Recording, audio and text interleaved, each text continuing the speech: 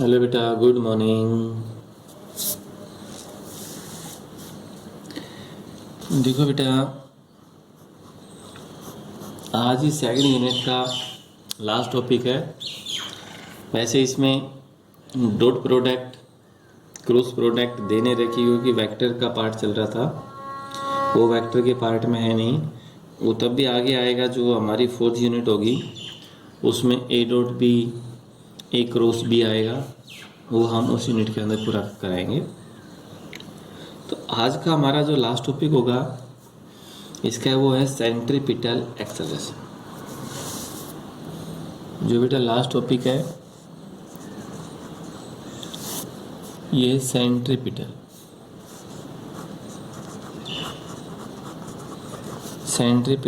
Acceleration. ठीक है बेटा, तो आज का जो टॉपिक है वो क्या होगा, सेंट्रीपिटल एक्सेलरेशन। थोड़ा सा दिखाई नहीं दिया होगा। तो बेटा सेंट्रीपिटल एक्सेलरेशन कहाँ से आया? सेंट्रीपिटल एक्सेलरेशन है क्या? तो सेंट्रीपिटल एक्सेलरेशन कहाँ अप्लाई होगा? डेली लाइफ के अंदर सेंट्रीपिटल एक्सेलरेशन कहाँ होता है, ये हमने देखना है। बेटा फिजिक्स क्या है? फिजिक्स एक वो कॉन्सेप्ट है जिसको आप डेली लाइफ के अंदर यूज करते हो। जो फिनोमेना आपने डेली लाइफ के अंदर यूज किया उसको आप समझते चले जाना, फिजिक्स बहुत आसान लगेगी। रटोगे, रटने की कोशिश ना कीजिए। जितना रटने की कोशिश करोगे उतनी ही कॉम्प्लिकेटेड होती चली जाएगी। और अगर इसको इजी बनाना है तो आप डेली लाइफ के अंदर जो फिनोमेना है उसको याद कीजिए। It is very simple. अब ऑब्जेक्ट एक सर्कुलर पाथ के अंदर मूव करता है। जो रदरफोर्ड फेल हुआ था कि इलेक्ट्रॉन घूमता घूमता न्यूक्लियस के अंदर क्यों नहीं गिर गया, वो ये कुछ बात बता नहीं पाया कि electron can not be fall inside the nucleus, why. तो वहां पर सेंट्रीपिटल फोर्स है उसका कॉन्सेप्ट आया था। सेंट्रीपिटल फोर्स से सेंट्रीपिटल एक्सेलरेशन का कॉन्सेप्ट, ठीक है। सेंट्रीपिटल फोर्स से ही सेंट्रीपिटल एक्सेलरेशन का कॉन्सेप्ट हो। तो सेंट्रीपिटल एक्सेलरेशन एक तो बात कंफर्म ये होगी, जब ऑब्जेक्ट एक सर्कुलर पाथ के अंदर मूव करता है,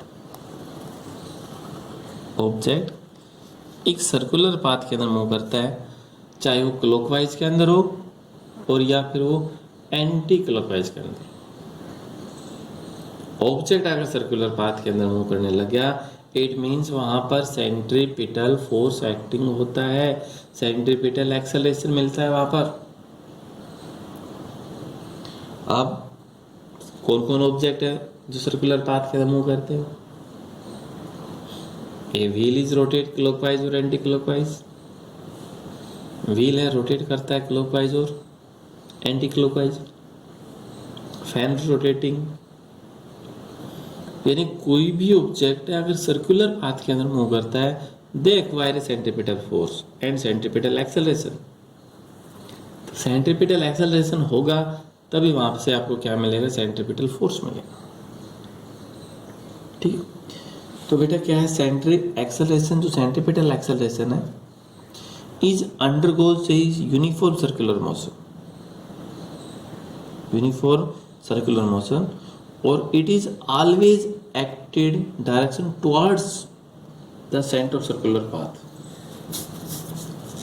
जो ऑब्जेक्ट की जो डायरेक्शन होगी towards the centre of circular path, circular path का जो सेंटर होगा वो उसी की डायरेक्शन के अंदर होगा। जैसे यही ऑब्जेक्ट है, ये रोटेट होता है इस डायरेक्शन, ये व्हील इज रोटेटिंग, एक व्हील है रोटेट होती है उसी पाथ के अंदर। तो इसके केस में आपके पास क्या हो जाता है, सेंट्रीपिटल ये फोर्स है, फोर्स से आपके पास क्या मिला है, सेंट्रीपिटल एक्सेलरेशन। तो इसका एक्सप्रेशन है वो बेटा आप छोड़ लीजिए, वैसे भी बहुत ज़्यादा कॉम्प्लिकेटेड है, कंफ्यूज बहुत ज़्यादा हो जाओगे। तो सिर्फ ध्यान रखिए ए सी सी कर दिया। ए सी सी का अर्थ क्या है? Centripetal acceleration. ये किसके बराबर होता है बेटा? ओमेगा स्क्वायर आर के बराबर होता है। ए सी सी किसके बराबर होता है? Omega square R. वहां एक्टिंग होगा जहां ऑब्जेक्ट एक यूनिफॉर्म सर्कुलर पाथ के अंदर मूव करता है। ठीक है, तो ए सी सी को हमने क्या लिख दिया? Omega square R. Omega square R. अब ओमेगा किसके बराबर था? वी अपॉन आर, उसका होल स्क्वायर इंटू आर। तो ये क्या होगा बेटा? V square R square into R, एक आर से आर कैंसिल होगा। ए सी सी क्या आ गया? V square upon R. ये भी आपके पास क्या है? Centripetal acceleration. ये भी आपके पास क्या होगा कि सेंट्रीपिटल एक्सेलरेशन। सेंट्रीपिटल फोर्स पूछे, अगर आपसे पूछे कि सेंट्रीपिटल फोर्स, तो फोर्स क्या बेटा? m इंटू सेंट्रीपिटल एक्सेलरेशन, तो m V square upon R. तो सेंट्रीपिटल फोर्स कितना आ गया बेटा? m V square upon R. ये क्या आपके पास एक सेंट्रीपिटल एक्सेलरेशन था, वी स्क्वायर अपॉन आर, और m V square upon R वो क्या होगा बेटा? एक सेंट्रीपिटल फोर्स। ठीक है, वो क्या हो गया कि सेंट्रीपिटल फोर्स। तो सेंट्रीपिटल एक्सेलरेशन शायद आपको समझ में आया कि जो ऑब्जेक्ट एक सर्कुलर पाथ के अंदर मूव करता है तो वहां पर एक सेंट्रीपिटल एक्सेलरेशन कंसीडर होगा जिसमें उसकी कुछ रेडियस हो और वो कुछ ना कुछ वेलोसिटी के साथ मूव करेगा। ठीक है, वो जो टेंजेंशियल एक्सेलरेशन है, अगर आपसे पूछे कि what is tangential acceleration, tangential acceleration क्या है, तो बेटे टेंजेंशियल एक्सेलरेशन क्या था? ये टेंजेंशियल एक्सेलरेशन।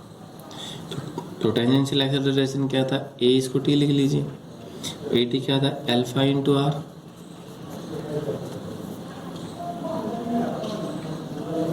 ए टी क्या था आपके पास? Alpha into r. अल्फा का नाम क्या है? Angular acceleration. ए क्या है? Simple acceleration. आर क्या है? उस पाथ की रेडियस जिसमें ऑब्जेक्ट एक सर्कुलर पाथ के अंदर मूव करता है। ठीक है, तो आपके पास क्या होगा? ये होगा ए टी बराबर क्या होगा? Alpha into R. ठीक है, इतना। तो ये आपके पास होगा टेंजेंशियल एक्सेलरेशन, और वो क्या आपके पास है? Centripetal acceleration. और जो ए सी सी को हम क्या लिख सकते हैं? ओमेगा इंटू वी भी लिख सकते हैं, क्योंकि अगर आप इसको सोल्व करोगे तो ए सी सी आपके पास क्या आएगा? ये आ जाएगा ओमेगा इंटू सी। तो इसका नाम आप बोल सकते हैं रेडियल, रेडियल और सेंट्रीपिटल एक्सेलरेशन। ओके, रेडियल और सेंट्रीपिटल एक्सेलरेशन। रेडियल और सेंट्रीपिटल एक्सेलरेशन में से दोनों में से आप इसको कोई सा भी नाम दे सकते हैं। ठीक है बेटा, तो अगर इसमें ओमेगा का मान 0 है तो particle move in straight line.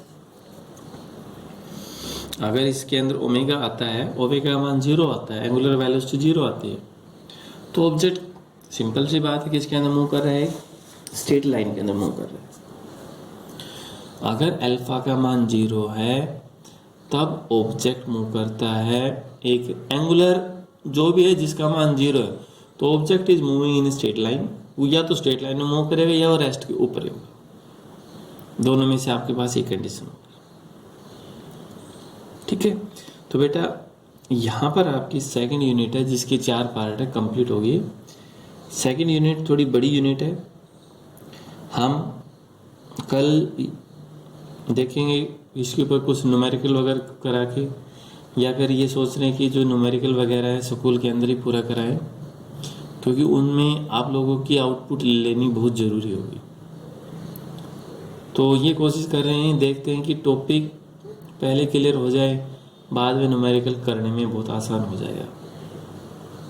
ठीक है, तो चलो देखते हैं, सोचते हैं कुछ, स्कूल जब तक रीओपन होते हैं तो 1-2 टॉपिक और करा लेते हैं, बाद में क्लास जैसे पूरी हो जाएगी उसके बाद हम न्यूमेरिकल कराएं। ठीक है बेटा, तो आज के लिए इतना है बेटा, थैंक यू।